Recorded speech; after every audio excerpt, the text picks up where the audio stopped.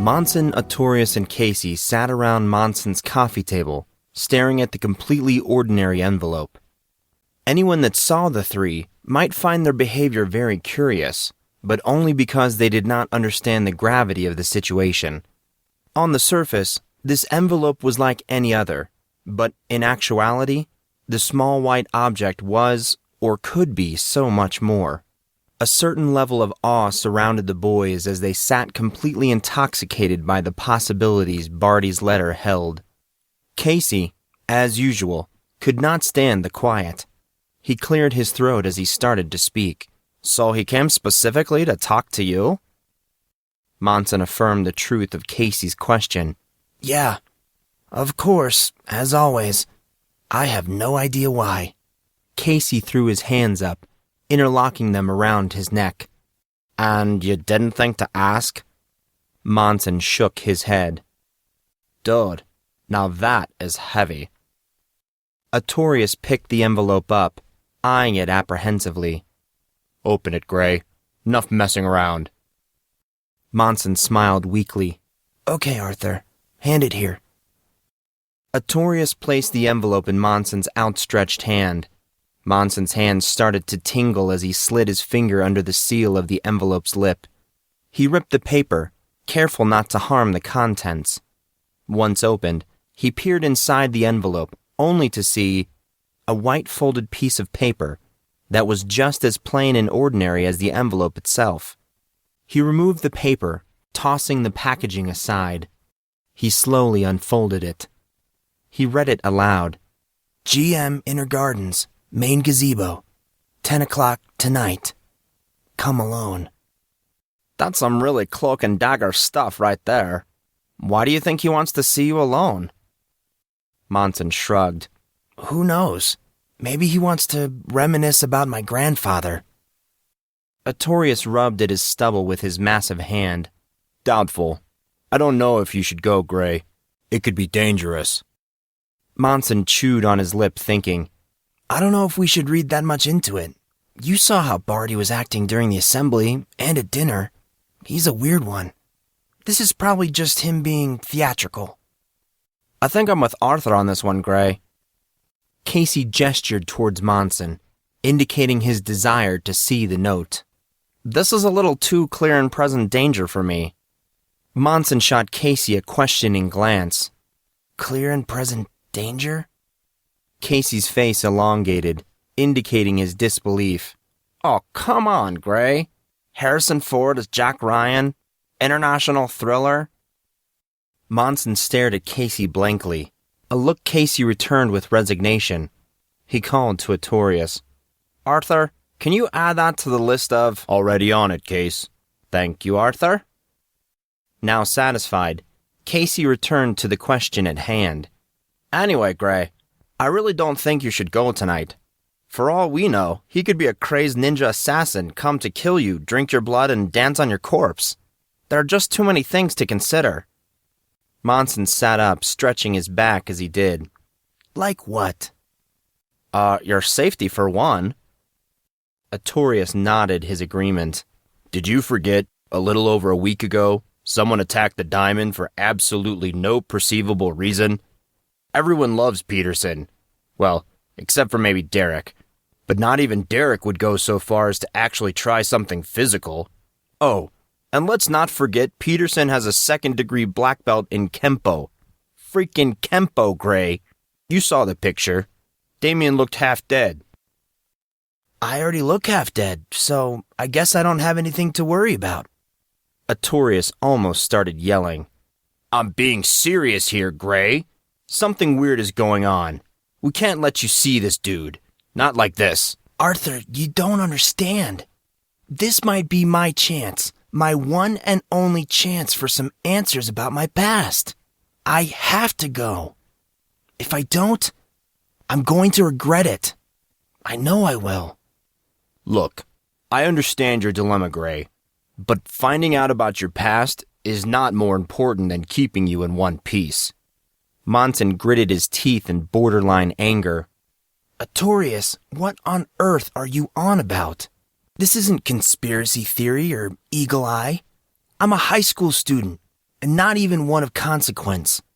Look, I appreciate the love, but your concern is totally out of proportion to the situation.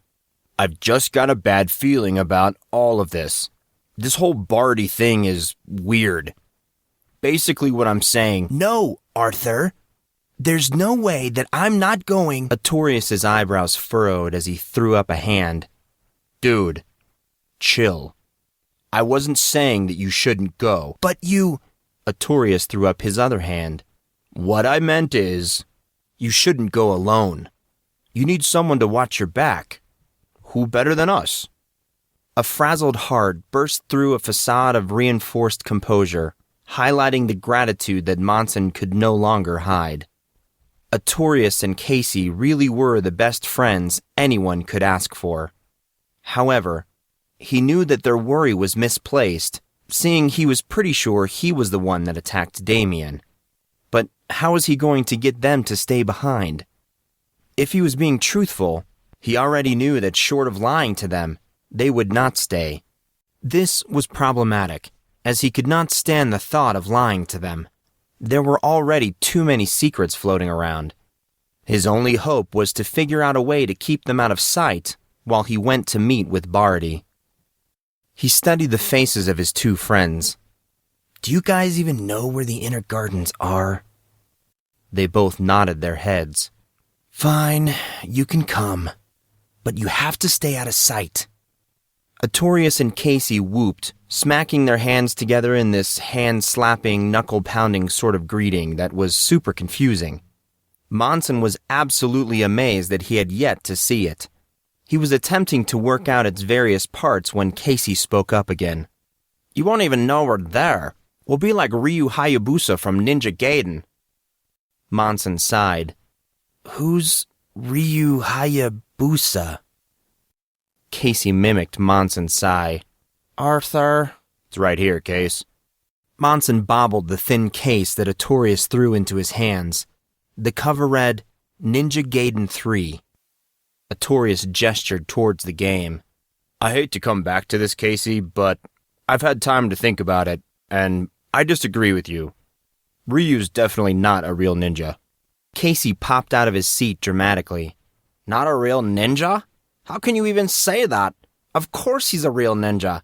And not just a ninja. He's the ninja, Arthur. The dragon ninja? Casey, there's no way Ryu is a ninja. Ninja were assassins trained in the arts of spying and stealth. You've played Ninja Gaiden. What about Ryu's actions are stealthy? Arthur. When you're the god of destruction dressed in a black pleather suit, you don't need to be stealthy. You aren't seriously going to argue. Monson grabbed for his remote and the Xbox 360 controller, feeling jaded, but at the same time content. The opening credits of Ninja Gaiden 3 flared to life as Monson prepared to fight and ascertain, at least until 10 o'clock, whether Ryu Hayabusa really was a ninja or not. Maybe he could pick up some moves along the way.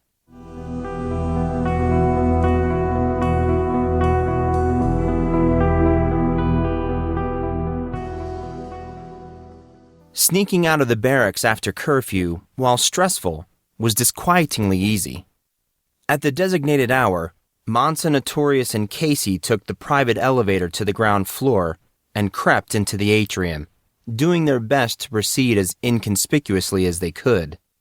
While none of them would readily admit it, there was a tangible feeling of adventure and recklessness trickling through their little group. So much so, they over-exaggerated every action and movement, hiding behind too small vegetation and statues. It was because of this foolish behavior that it took them almost 10 minutes to reach the front doors of the atrium. Monson's keycard was in his hand even before he realized it.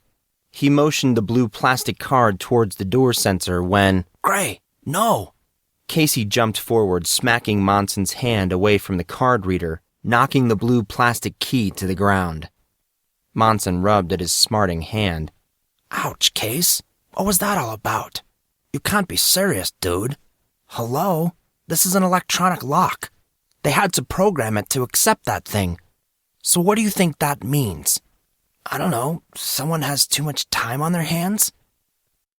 Casey slapped Monson upside his head. Gray, you are seriously the dumbest smart person I've ever met. No, dude. It means they have a record of who came in and out. Monson whistled, rubbing at his head. My bad. But then how are we going to get... Casey opened the door and glanced back, smirking over his shoulder. Boy Scout motto, my lord, said Casey in his best British accent. Always be prepared. Don't let him fool you, Gray, cut in Artorius. It was my idea. Casey tried his best to glare at Artorius, but seemed to be finding it difficult to hold back his amusement. He relented, starting to chuckle as he walked out the door. The trio exited the front doors of the barracks, prickling from the edgy nip of the cool night air. The brilliant luster of thousands of stars littered the sky like diamonds in blackened rock. The residual light from sparsely spaced lamps hardly dampened the effect of the formidable darkness. While the blackness of the night was imposing, it also held a certain air of freedom. To Monson, the view was absolutely breathtaking, and the setting could not have been more perfect. Under the cover of night, he could be anyone or anything, and did not have to worry about searching eyes or judgmental hearts. He could be him. Though to be him meant to be afraid of the darkness that provided him his freedom, as that darkness could be scary in its own right. He fought that feeling. The presence of his friends seemed to fortify him in combating his fear, pushing it into a tucked-away, private place where he could leave it to decay with other concerns like self-pity and doubt. The lack of light was also a great asset for their midnight endeavor. They would be able to move with impunity as long as they avoided the security sweeps. Monson hoped this would not be too difficult to accomplish. So how did you guys keep the door from locking? Casey glanced at Artorius and said 2 words. A penny? I placed a penny in the... Shh! Casey pulled Monson and Artorius towards the brush. Case, what the heck? Shush, Arthur. Follow me. Casey, Artorius, and Monson each took a step back from the lighted path, the latter 2 looking towards Casey for direction. Casey's head whipped side to side a number of times until he abruptly started to move towards a cement bench not far from where they were standing. He broke out into a run as he neared the bench, and then launching himself over the shrub wall, he disappeared into the darkness. Monson and Artorius followed his lead. In retrospect, this was a very stupid move. There could have been any number of things waiting for the boys on the other side. Rocks, small trees, more branches, or rose bushes, just to name a few, were abundant on Corrin's property. Thankfully, all of the boys landed noiselessly on the semi-damp grass, popping up seconds after hitting the ground. They all flattened their bodies against the shrub, listening with held breath. Nothing happened. This continued for much longer than anyone could have expected, though the night was hardly quiet. Ragged breathing, pounding hearts, and nocturnal creatures filled their surroundings with sound, but not the one they were waiting for. Casey. Monson placed a hand on Casey's shoulder. Why are we... Shush, Gray. Wait for it. Casey pointed towards a section of lighted pathway, just under one of the lampost's sphere of influence. They watched the spot until a person popped out of seemingly nowhere. Monson rubbed his eyes. That could not be right, but true enough. A girl dressed in black, with curly blonde hair tied in a half ponytail, emerged from the darkness into the light, looking thoroughly distraught, but incredibly relieved. Monson squinted at the girl, only to recognize the face of Kylie Cormack. He took note of the massive backpack strapped over her shoulder and a large box brimming with documents that she was carrying. He lamented silently. He never knew how to deal with Casey and Kylie's drama. He was also suddenly regretting bringing Casey and Artorius. If he knew Casey, the boy would go and make a scene with her. He might as well just go back to his room. Casey, please don't do anything. What are you doing? Curious movements from Casey made Monson briefly forget his concerns. He watched as Casey bent over and started digging around the base of a shrub. He came back holding a couple of rocks. Don't even think about it. Monson grabbed at Casey's hand. Yeah, Case, that's not cool. We can't let you throw rocks at her. Casey did not utter a word, but put up a single finger. Artorius and Monson's exchanged look of concern held meaning, even in the severe lack of light. Casey always got so riled up when it came to Kylie. The boys spied on Kylie for what seemed like a long time, all the while wondering why she was there, or for that matter, how Casey knew she was coming. In reality, it probably was not that long. It just felt that way because of the darkness and silence. An almost trance-like state eventually settled upon the onlookers until invading voices and tapping footsteps roused them. The boys strained their eyes, staring at the blips of scattered lamplight plotted along the main pathway. Monson's heart skipped a stressful beat when he saw two MIBs walking straight towards Kylie, who was oblivious to the oncoming trouble. What do we do? Kylie's gonna get caught. Monson spoke a bit louder than he intended. I got this. Stay hidden. Monson reached out a hand. Casey, wait! Casey was already gone, moving to the opening in the bush wall not far away. Monson lost sight of him briefly as he traveled like a phantom through the grass and vegetation. When Monson finally found him again, Casey was already on the other side of the shrub wall, stalking the outskirts of the lighted areas. He moved with such stealth that Kylie did not notice his approach. Monson and Artorius ducked when a whistle and a tongue cluck caused Kylie to jump. Consequently, she jumbled the box in her arms and dropped it. She instantly went after the documents on the ground, gathering as many as possible. Monson whispered to Artorius. What happened? I think Casey threw a rock at her. Monson shrank back. Man, your breath reeks. Hold up, I have a tic-tac. Shut up, Grey. On the other side of the main pathway leading to the barracks, Kylie was finally realizing how craptastic her own situation was becoming as a second rock thrown by Casey landed to her side. The rustle and crack startled her and caused her to spin around. She stared at the MIBs the moment she caught sight of them. That's her! Hey, you! Stop! One of them yelled. They both started off after her. Kylie ran as fast as she could, but was hampered by the large backpack and box. While she had a decent head start, that distance was diminishing as the MIBs closed the gap. She rounded a corner, taking off into one of the many paths that led away from the barracks. The MIBs followed, gaining on her even faster than before. Monson felt his heart drop ever so slightly. The conclusion was pretty clear. Kylie Cormack was going to be caught by Christopher Barty's MIBs, and then, who knew what would happen to her? A blur wearing blue jeans and a red shirt sprang in front of the MIBs like a time traveler or teleporter making a jump. The two men did not have time to react, tripping over themselves and falling flat on their faces. Casey stood in front of them, watching with disdain. He waited for them to get back to their feet. Another rule breaker! The MIB reached into his jacket. You bratty little kids think you can do anything you want. Jim, you go after the girl. I got this one. The other MIB nodded his head and started to move past Casey, blatantly attempting to continue his pursuit of Kylie. Not seeing any Corn student as a threat, the big man never thought twice about Casey, and therefore did not see the two blows that Casey threw. At least, Monson thought they were two blows. Really, he could not be sure. The strikes were so fast that Monson was simply guessing at how many there were. And if Monson was not sure how many Casey threw, there was no way that Jim had a clue what hit him. Jim landed hard, mashing into the ground. Monson cringed.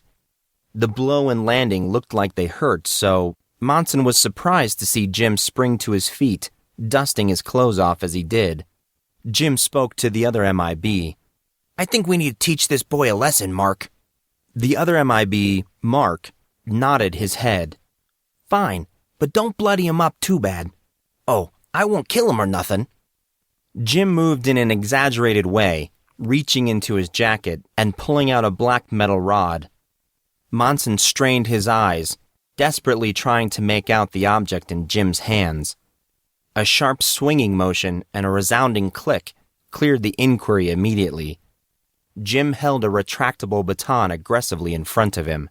Monson started to move almost instantly, fully intending to come to the aid of his friend. He let out a muffled yelp when an arm caught him and pulled him back down. Monson struggled against Artorius' overwhelming strength. Arthur, what the? We need to help. Chill, Grey. Chill and watch. As Monson looked back to the fray, he realized he would not have been able to get to Casey before the onslaught commenced anyway. Jim charged Casey, swinging his baton in a controlled, heavy overhand strike. Casey set his stance quickly, falling into his leg-centered form.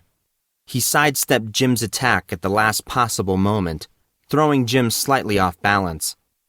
Casey countered, throwing 2 lower sweeps aimed at the legs, a high roundhouse, and an amazingly fast spinning back kick. Casey landed the last kick and instantly retreated. He performed a series of back handsprings that finished with a full backflip. He stuck the landing about 5 yards from a now prone Jim, who gaped at him in shock. The other MIB clapped appreciatively. I think you just got it handed to you, Jim. Shove it, Mark. Jim tossed a nasty scowl over his shoulder. After getting to his feet, Jim proceeded with a much greater level of caution. He stalked Casey, circling him like a hungry predator, and attacked only when he felt secure enough in his position. He should have stalked a little bit more. Jim's second attack, a sideways blow meant to crush his victim's shoulder, was just as ineffective as his first. The strike simply bounced off the extended foot of an airborne Casey. Jim stared in bug-eyed disbelief as the free-floating form of Cassius K struck him in the face. Monson wanted to say it was a kick, but, truthfully, like the first 2 blows Casey dealt Jim, the former was moving too fast to be sure. For a second time, the MIB Jim went flying. Jim, you do realize that you got your ass kicked by a 10-year-old. The kid is slapping you around like a red-headed stepchild. You wouldn't like a hand, would you? I told you to shove it. I'm 15. The arguing MIBs stopped their conversation mid-thought. Mark addressed Casey. What was that, kid? I said, I'm 15, not 10. And don't call me kid. The amused smirk on Mark's face instantly vanished. He glared at Casey with a newfound anger. Listen, kid, I think it's about time you run off and play, before we get serious. So, pulling a metal baton on me wasn't serious? You guys have some seriously messed up sensibilities. Casey adjusted his footing, widening his stance slightly. He continued his thought. I'll run off, if you leave the girl alone. Sorry, kid. We can't do that. We need to find that girl. Mr. Gibson wants to talk to her. And seeing how you seem to know her, why don't you tell us who she is? You see, we're at an impasse then. I need you to leave that girl alone. Mark's smile faded as he reached into his jacket. I'm not playing around with you anymore, kid. Get out of the way. Mark pulled out an incredibly long switchblade, which sprang to its full length as he pushed a small button. Casey's eyes lit up, becoming calculating and aggressive. Mark? Can I call you Mark? I'm completely disappointed, bro. A switchblade? Seriously? Dude, the 1980s called, and they want their cultural icon back. The double beep of a push-to-talk phone chimed before the MIB could do anything more than look imposing. A voice rang out from behind the handheld on his waist. Hamill, you guys find that girl yet? We are working on it, sir. Well, work faster, morons. I want to see what she was doing around the complex. She gets back to that dorm and we'll never figure out who she is. Find her. Gibson out. Mark replaced the phone, clipping it back to his belt. Dude, your name is Mark Hamill? Yeah, what of it? Casey started to laugh. Your parents actually named you Mark Hamill? Oh, dude, that is rich. Did you hear that, Arthur? This dude's name is Mark Hamill. Look, I am your father. Dude, I seriously might pee myself. Mark's incredulity raged as he started to move towards Casey. Monson again almost sprang to help his friend as Casey continued to chuckle. He fought against Artorius' grip. Arthur, let me go. Grey, Casey has it under control. Artorius was right, of course. Once he and Monson returned to watching the fight, it was plain to see that Casey was in control. Recovered from his laughter, Casey was in his striking form, throwing open and closed fist punches at Mark with the same frighteningly fast speed. Mark did his best to fend Casey off, but was quickly overpowered. Casey paused after a series of strikes to Mark's head and midsection and let the older man retreat. Mark returned to Jim's side, the latter still holding his steel baton. What a buzzkill. Casey let the intensity of his stance slack. You two can't beat me. How about we just call it a night and go home? The two men glared at Casey, a fine balance of embarrassment and hatred emanating from them. Jim turned to Mark and nodded towards Casey. I think we take this kid instead of the girl. Yeah, he's just one of those corn brats. He won't be missed. They stared at each other. We're agreed then? Yeah, just don't kill him. Mark pulled out a metal extendable rod, just like the one Jim was using. With a simultaneous small jerk downward, electric arcs danced across the black metal of both batons, which now looked more akin to cattle prods than anything else. You know, kid? Mark addressed Casey, dragging the baton across a nearby bush. The leaves sizzled and smoked from the coursing energy. If you had just let us pass, we might have left the little girl's face intact. But now, I think your girlfriend is about to have a close and intimate encounter with my knife. Casey's face went cold, and his lip curled as he answered. Cassius K. What was that, kid? Mark cast Jim an unsure look. I said, my name is Cassius K. The two men burst into ear-grating laughter. Are you retarded, Cassius? You just told us your name. You do realize it's over for you, right? Even if you could get away, we know who you are now. We'll find you. You can't run anymore. Casey's arms came to rest at his side. That's where you're wrong, Mark. I was doing you a favor by telling you my name. Really? You should be thanking me. Aggressive words said in a calm tone seemed to have no perceivable effect on Mark's confidence. What do you mean, Cassius? A malicious smile crept its way onto Casey's face. I mean, during the dark nights when you're in your hospital beds and you're dreaming of this moment, I want you to be able to put a name to the face of the man who beat you to a bloody pulp. I want you to scream out that name in your nightmares. The name that will ever be on the tip of your tongue, but will always elude you in your waking hours. I want you to reflect on the consequences of threatening me, forever considering, wondering, pondering the events of a night that you can't remember, but will always haunt you. Most of all, I want you to remember this final admonishment. It won't be a dream. Jeez, I almost feel sorry for you two. A creepy speech, one that did not make an ounce of sense in light of the current circumstances. Monson felt a gush of pity for the two men, a gush that could not be explained.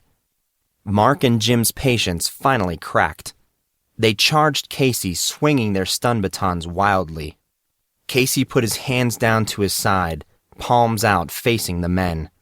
He slowly closed his eyes, breathing serenely as the MIBs neared. Monson heard an audible crack as a noise emanated from Casey. Pressure hit Monson, hit everyone, driving all but Casey to the ground. The feeling was strange and foreign. It was as if Casey was controlling the air that was not physical in any sense of the word. The pressure felt spiritual in nature, energy that was not of the physical world. That energy attacked their senses, from touch to smell, penetrating every nook and cranny in their individual personas. The pressure was immense, completely unlike anything Monson had ever experienced. It was some time before Monson realized that last statement was not entirely true. What the hell is going on? Monson looked at Artorius from his hunched position on the ground. What's happening? Heck if I know. Artorius tried to move towards Monson's side. Grey, what are you doing? A cold, saturated voice spoke to Monson. Off your knees, little one. You will not be done in by this level of release. Monson got to his feet. Pressure met pressure as Monson's own foreign emotion, with its accompanying power, blossomed from inside him. The concept was truly insane, unnatural, psychotic even, but that did not seem to matter right now, as that power infused him. Screams filled his ears, a blood-curdling sound that encircled everything. Monson searched for the source of the screaming, only to have his attention completely captured by what he saw in front of Casey. The blood-red mist was back. Monson stared in complete shock as his brain grasped at the memory simmering in the back of his mind. Flash Fist. He thought back to that sparring match and the volatile ball of blood-red energy that had struck him and tossed him to the ground. He remembered the strange conglomerated mist as he flew and crumbled into the mat. He remembered the feeling associated with this strange phenomenon, as that same phenomenon once again flooded over his body, and all around him. Monson stared through the mist as it streamed from Casey. Stark differences in Casey's signature move became readily apparent the more Monson watched him. He noticed the difference in stance, the use of both hands instead of one, and the dramatic increase in overall power. The changes or differences were minor and unimportant in the comparison to what really caught Monson off guard. He, Monson Grey, could not see Casey's flash fist with any amount of clarity as he could just moments before. The image of the mist broke in and out of his vision, like a television on the fritz. He could see it, then he could not. He could see it. He could not see it. He could see it. He could not see it. Monson watched as the MIBs, now finally on their feet, ran towards Casey. Monson felt the compressed energy discharge as Casey struck the two MIBs directly in the head. Supernatural wind, accelerated and infused, deafened him, causing a minor but potent vertigo. All extraneous and mundane appetites dulled to a fuming simmer as a random plateau of clarity cruised upward and peaked. Realization, like light from heaven, formulated and highlighted the understanding that Casey's power, the very power that swarmed their surroundings like locusts now, was not unique to Casey alone. This power, whatever it was also inside Monson. The realization breached something within him as a second voice tuned in loud and clear. This second voice was calming, yet stern, and sounded strikingly like his own. Enough of this, Keeper. It is not your time. Release him. It is his command. Not yours. The spiritual powers inside of him, converged and conflicted, came crashing into one another, driving Monson to the brink of his own sanity. The battle of diverging entities was like nothing he could have imagined, vast and unearthly. Endless images rifled through him until the vision of a man standing in an open field jumped out so suddenly that Monson took an unsure step back. The scene was like that of a movie, with the view of a man, wild and ferocious, standing in the distance. Monson's camera-like view careened faster and faster, focusing all the more intently until it finally came to rest on a pair of savage, silver eyes.